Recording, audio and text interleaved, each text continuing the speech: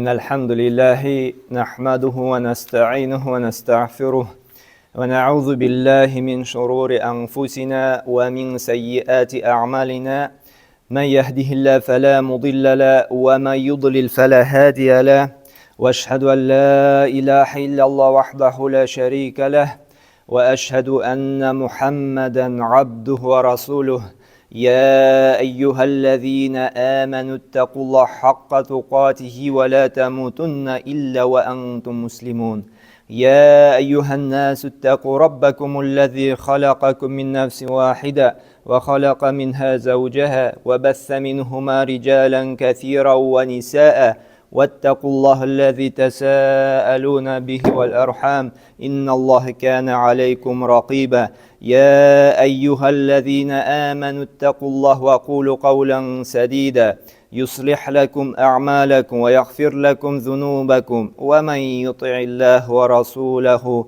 فقد فاز فوزا عظيما أما بعد barcha maqtov hamd sanalar bizni yo'qdan bor qilib turlidan turli ne'matlari bilan bizni suyundirib shodlantirib turgan shusha alamlarning tarbiyachisi idarachisi bo'lgan haq Alloh subhanahu va taolaning bir o'zinagina tegishli rahmat uchun bizga jibarilgan bizga o'rnak bo'lgan halal bilan haromni ayirib ayratgan suyukli payg'ambarimizning ruhina da aning ahlil baytina da turibizdan chiqqan salovat shariflar borib erishsaydi. Alhamdulillah Alloh taolaning rahmati bilan otnaning eng xayrli kunina juma kunina erishdik. Shu kunda biz yig'ilishdik Allohning yurtuna va'zlanirga deb bilgan ma'lumotlarimizni da isga tushirga, yang'artirga deb, imonlarimizni nig'itirga, taqvoligimizni o'stirarga, shu taqvolik bilangina, shu va'zlanibgina, iyilikli amallar qilibgina bu dunyoda da ham oxiratda da o'ngishga erishib, Allohning rahmatine erishib, jannatli bo'lib bo'la. Ham jamoat bana bilsakda Alloh taolo aytadi: "Va zakkir fa inna zikra tanfa'ul mu'minin" dey. Vaqt-vaqtda mümin musulmonlarning bilgan narsalarida de islarine tushirib turdi. Chunki islarine tushirib turdi, ularga de foyda keltiradi. Jamoat butunimizda bilsak-da, bugun bik muhim bir temani oldim. Buni butunimizda bilamiz, endi bik ko'p topqir so'ylanlar, ammo shu isga tushirganda biz tag'inda shu masalaga jiddiyroq qaraymiz. Jamoat bugun eng muhim amrlarning birisi farzlarning da farzi deyik, dinimizning tüp tiragi bo'lib turgan, ulda bo'lsa namoz turunda сөйләп ketasi kela. Bolalar da jildi shulay bet, ularga da azroq isga tushirurga. Buna jamoat dinimizning shahadat kalimasidan qala eng muhim ibodatlarning birisi tanimiz bilan qila turgan, ulda bo'lsa namoz. Buna jamoat boshqa ibodatlarga qarasak, haj ul g'umrga bir topqirgina qilini Zekat ул шулай ук елга бер әле ансыда акчаңгына булса, байлыгың булса гына бирелә. Ураза тотуда шулай ук сәламәтлеген рөхсәт итсә генә елга бер генә тотыла, шулай бит. Әмма намаз шушы гыйбадәтләрдән тыш, ул елга бер дә түгел, тормышта бер дә түгел, айга бер дә түгел, көн сайын. Көн сайын гына түгел, ул көнгә 5 тапкыр. Һәм әле җәмәгать ураза Әйткәнемчә, сәламәтлегем булмаса, сәфәрдә булсаң рөхсәт ителә тутмаска. Хаж шулай ук сәламәтлегең рөхсәт бирми икән, һәм малың да юк икән, шулай ук бу бурыч өстеңнән төшә. Закат шулай ук байлыгың юк икән, сиңа фарыз түгел ул. Әмма авыр тумасын, син сәламәтмесин, баймысың, фақирмесин, авыр эштә эшлисеңме, җиңел эштә эшлисеңме, намаз бер кашан өстән төшми. Хәтта операциядән чыгып Тахарат ала алмыйсың икән, рөхсәт ителә тәяммум алырга. Тәяммумда ала алмыйсың икән, ди вообще мөмкинчелек юк, нинди халәттә бар, әмма намазны вакытына чыгармыйча барыбер укырга тиешсең. Басып укый алмыйсың икән, утырып укырга рөхсәт ителә. Утырып та укый алмыйсың икән, ятып укырга рөхсәт ителә. Шакыра бу бердән бер шундый бик гыйбадат, әле ул 7 кат күктә, Исра белән Миғраж кичәсен беләсез бит инде, ишеткәнегез бар, сирада шулай бит. Башка андый гыйбадат юк, бары тик намаз гына 7 кат күктә фарыз булды.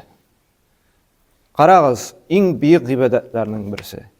Иң бик һәм динебезнең тирәге дә Пәйгамбер саллаллаһу алейхи ва саллям әйтте, ас-салату амудуд-дин ди. Намаз ди, диннең ди терәге ди. Менә шушы мәчеттең дә бит стенасы бар, шулай бит. Стенасы димәк терәге дигән сүз, баганасы. Шушы стеналар булмаса, түбә ябып булмасы, шулай бит. Яңгыр керер, иссек кояш керер. Әмма шушы стена булу сәбәпле генә шушы мәчет булып тора. Йорт булсынмы, ул башка нәрсә булсынмы, һәм шуңа күрә дә динебезнең терәге стенасы дик, иң төп нигезе ул нәрсә намаз. Һәм шуңа да җәмәгать, менә бик күп хәдисләр килә безнең шушы намазның әһәмияте буенча. Менә Табарани җыентыгында килә торган хәдистә дә Пәйгамбер саллаллаһу алейһи ва сәлләм әйтте: "Инна аввалу ма ясъалу абду анху мин амалихи ас-салати." Кыямәт көнендә гамәлләреннән дә иң беренче соралачак ди нәрсә? Ипотекаң түләнеп биттеме, юкмы дипме? Нинди машинада йөрдең дипме? Үз йортың белән тордыңмы? Снимай итеп тордыңмы? Күпме эшләдең, күпме пенсия алдың? Шул соралырмы? Ничә чиләк бәрәңге утырттың? Ничә буразна кишерең суганың бары дип соралырмы? Юк, җәмәгать. Гамәлләрдән ди, эшләрдән ди, гамәлгә шушы эш тә керә инде. Нәрсә ди? Намаз соралыр ди. Иң беренче менә кыямәт көнендә сорау башланачак намаз. Менә без бит инде дөньяви нәрсәләрне иң мөһим беренче рольгә куябыз, шулай бит. Әмма кыямәт көнне аннан башланмаячак. Эш өчендә сорау бирәчәкбез. Ничек эшләдек, кая тоттык? Аның өчендә сорау булачак. Ипотека өчендә соралачакбыз, кредитлар өчендә соралачакбыз, халал кәсеп, халал ризык өчендә соралачакбыз. Әмма җәмәгать иң беренче аңа хәтлек әле намазың бармаса. Һәм нәрсә дип Пәйгамбер саллаллаһу алейһи ва сәлләм: "Фәин туқиббилат минху салатуху туқиббила минху сайру амалихи." Әгәр дә ди шушы намазы кабул булса ди, калган гамәлләре дә ди кабул булыр ди. Әгәр дә ди шушы намазы түзек дөрес була икән ди, Аллаһ Тәгалә калган гамәлләрен дә ди кабул итер ди. Шуңа күрә җәмәгать, менә Умар ибн ал-Хаттаб та әйткән бит. Нәрсә дигән? Инна хамма умуру инди салати. Умар ибн ал-Хаттаб беләбез бит инде, тугрыклы халиф. Минем каршымда ди иң мөһим әйберләрнең берсе ул намаз ди. Фәмән кем ди сакласа ди шушы намазын ди. Нәрсә ди? Хафаза динуху, ул динен саклар ди. Әгәр дә намазы түзек була икән, намазын вакытында укый икән, ул ди динен саклар ди. Дине түзек дөрес булыр ди. Әгәр дә инде ди шушы намазына ди җиңеллек белән караса ди, кимчелек китерсә дә ди, аның дине ди шушы иманы ди кимчелекле булыр ди, җитешсез булыр ди. Шуңа күрә җәмәгать, менә бу намаз мәсьәләсенә җиңел карасак та, шушы хәдисләрне хәзер әле берничә аят та китеребез. Ихтибарлы булырга кирәк шушы намазыбызга. Чөнки галимнәр әйтә, менә галимнәрнең бердән фикере бу: намаз калдыру иң зур гынахларның берсе җәмәгать. Безнең бит гынахлар икегә бүленә. Зур гынахлар һәм кичек гынахлар, шулай бит. Һәм шушы намаз калдыру ди иң зур, иң куркыныч гынахларның берсе ди. Хәтта галимнәр әйтә, зинага караганда да, хәмер ишүгә караганда да, кеше малын үзләштерүгә караганда да, караклыкка караганда да ди намаз калдыру ди күпкә куркынычрак ди. Карагыз, нинди зур гынахлар белән бер рәткә куйганнар. Ничек куркыныч. Һәм җәһәннәм әһелләреннән сорарлар ди: "Ма салакакум фис-сақар?" Сезне ди шушы сақар, шушы җәһәннәмгә ни китерде ди? Ни сәбәпле шушы җәһәннәмдә ди тилмерәсез ди? Тыгып куй. Һәм әйтерләр ди: "Калу лам наку минал мусаллин." Без ди намаз укучылардан булмаган идек ди. Нә җәһәннәмгә керүнең дә Аллаһның газабына дучар булуының бер сәбәбе ди намазсыз булу җәмәгать. Ва иза қила лахум рук'у ла яркаун. Аларга әйтсәләр ди, рукук кылыгыз, намаз укыгыз дип, алар ди рукукка китмәделәр. Алар ди намаз укымадылар ди. Вайлу яума изил лил муказзибин. Нинди аяныш ди шушы кешеләргә ди. Нинди кайгы хәсрәт ди шушы кешеләргә кайчан ди? Кыямәт көнендә ди. Һәм Пәйгамбер саллаллаһу алейхи ва сәллям да әйтте: "Әл-ахду аллази бәйнәнә ва бәйнәһум ас-салат" ди. Алар белән безнең арада ди килешү ди, намаз ди. Имансызлар белән, шулай бит инде динне инкар итүчеләр белән ди безнең аерылып торган бик мөһим әйбер ди, ул да булса ди, намаз ди. Намаз җәмәгать Аллаһ белән иң тыгыз элемтәләрнең берсе.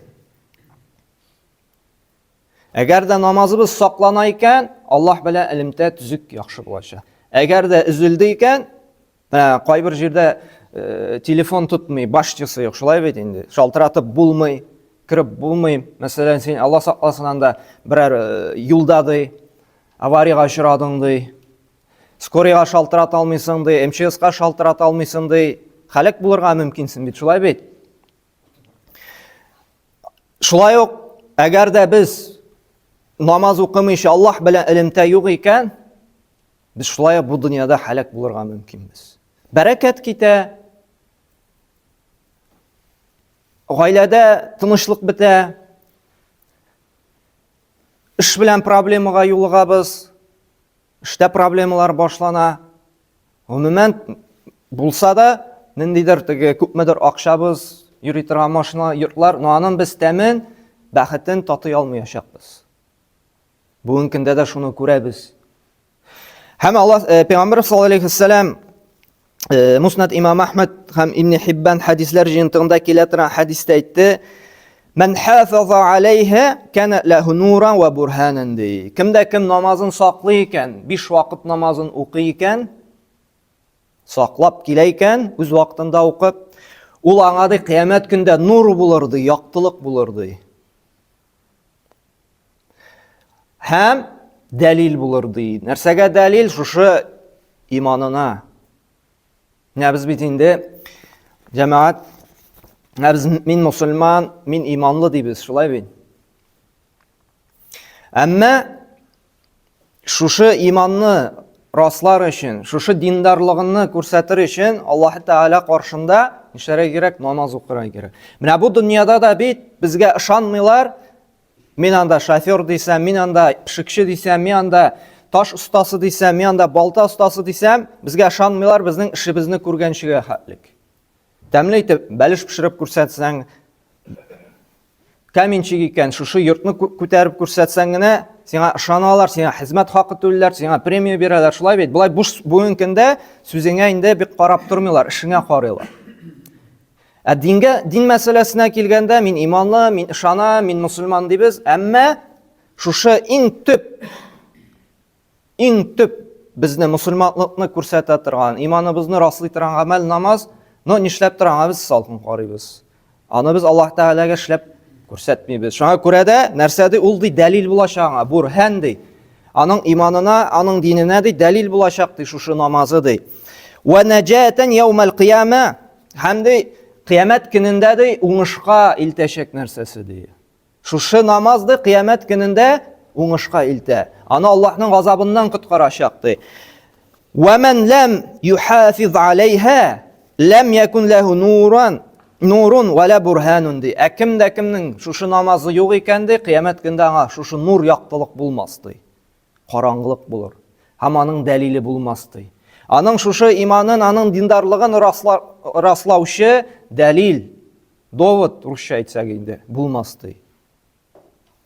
Һәм вала наҗату ва кан яумал қияма Қарун ва Фиръаун ва Хаман ва Уби ибн Халф. Һәм ди кыямәт көндә уңышка ирешмәс ди, һәм карагыз кемнәр белән бер дәрәҗәдә булыр ди. Карагыз ничек куркыныч. Ул ди атеистлар булды бит безнең иң каты зулымлык кылучы, иң кан куючы, иң теге дөнья йөзендә әшәке кешеләрнең берсе. Қарун булсынмы ул, Фиръаун булсынмы ул, Хамман булсынмы ул. Шулар белән бергә булырлар ди. Аллаһ Тәгалә Пәйгамбер саллаллаһу алейхи ва сәллям монда нәрсә куркытты безне, шушы намазның әһәмиятлеге һәм намаз калдыруның куркынычлыгы турында. Шуңа күрә җәмәгать намазның дәрәҗәсе ислам динендә бик зур. Менә бүгенге көндә кешене намазга өндисең, чакырасың. Хәзрәт вакыт юк ди, хәзрәт эш күп ди. Но җәмәгать менә булардан алып Сезнең яшьтәге хәтлектә бөтенесе нәрсәдә менә монда. Әбисе дә пенсиядәге, бабасы да бик рәхәтләнеп утыра. Сәгатьләр буе картинкалар җибәрә ул, иртә белән тотына, хәерле иртә, яхшы теләк телим дип, әбиттә җибәрә. Тагын бер картинка, кич белән җибәрә, көне буе әби, апалар, бабайлар картинка җибәрә. Бабалар инде әзрәк теге тракторлар турында җибәрә. Вакыт бар, сәгатьләр буе телефонда утырырга вакыт бар, әмма намазга вакыт юк. Ләшит сатырга, кеше тикшерергә капка төбендә шулай бит, яки күрше белән 20 минут, ярты сәгать, берәр сәгать торалар шулай бит кеше тикшереп. Но Аллаһны зикр итәргә вакыт юк. Җәмәгать, ялганламыйк үзебезне. Бар вакытыбыз. Бар. Телефонны әзрәк кырыгарак куеп торыйк. Шулай бит күрше белән ләшит сатканчы шушы вакытны Аллаһны зикр итәргә багышласак, вакыт бар. Шуңа күрә вакыт юк дигән сүз ул бер аклану гына. Ялганламыйк. Үзеңне дә ялганлама, кешеләрне дә ялганлама. Бары тик бер телефонны кырыга гына алыйк. Табачаксың вакыт. Сиңа бит инде Аллаһ та гомер биргән. Ярар инде кичтекеләр әле аңлап бетерми. Но олы яшьтә кеше инде бер аяк белән почти тегендә. Ну, аңларга бит инде вакыт Аллаһ Тәгалә 70 ел биргән, 80 ел тормыш биргән. Аллаһ Тәгалә бит 80 ел һавасын сулата. 80 ел буе сине ашата, кайгырта. Балалы иткән, оныклы иткән. Ну, Аллаһ Тәгалә бит вакыт җитте, шөкер итеп, башны сәҗдәгә куярга. Уйланыйк, җәмәгать. Аллаһ Тәгалә бит сораячак, мин сиңа шуның хәтле гомер бирдем. Неужели син миңа башымны куярга вакыт тапмадың диячәк. Авыр түгел бит, җәмәгать. Рөхсәт, аягың авырта икән, утырып та укый алмыйсың, ятып укый, иң мөһим укыйсың. Җитә бер Фатиханы ятласаң, Кул Хуаллаһ Кәүсәрне ятлап була бөтенебездә. Пенсияны арттырабыз дисәләр, премия бирәбез дисәләр, әллә ничә ике битле куплетлы шигырьләрдә нәрсә ятлый алабыз, шулай бит. Мотивация булса әзрәк матди яктан, шуңа күрә җәмәгать менә бу мөһим әйбергә салкын карамыйк. Үндик оныкларыбызны, балаларыбызны, чөнки алар безгә дугачы булачак. Әйтик, шушы намазның әһәмиятен өйрәнсеннәр, үзебезгә бит дугачы оныклар, балалар кирәк. Шуңа күрә җәмәгать битараф булмый, һаман гафиллек йокысында йокламыйк, әзрәк кенә уянып, 24 сәгатьнең 1 сәгатен Аллаһка багышлыйк. Аллаһка шөкер итик. Чөнки намаз ул Аллаһ Тәгалә безгә рәхмәтебезне белдертә торган бер шөкер галәмәте. Аллаһ безгә тормыш бирде икән, һавасын, суын бирде икән, ризык бирде икән, балалар бирде икән, йорт бирде икән, машина бирде икән. Башыбызны сәҗдәгә куеп Аллаһта шөкребезне белдердек. Рәхмәтле булыйк. Шушы намаз рәхмәтле булуның бер зур билгесе, җәмәгать. أقول قولي هذا واستغفر الله لي ولكم من كل ذنب فإنه هو الغفور الرحيم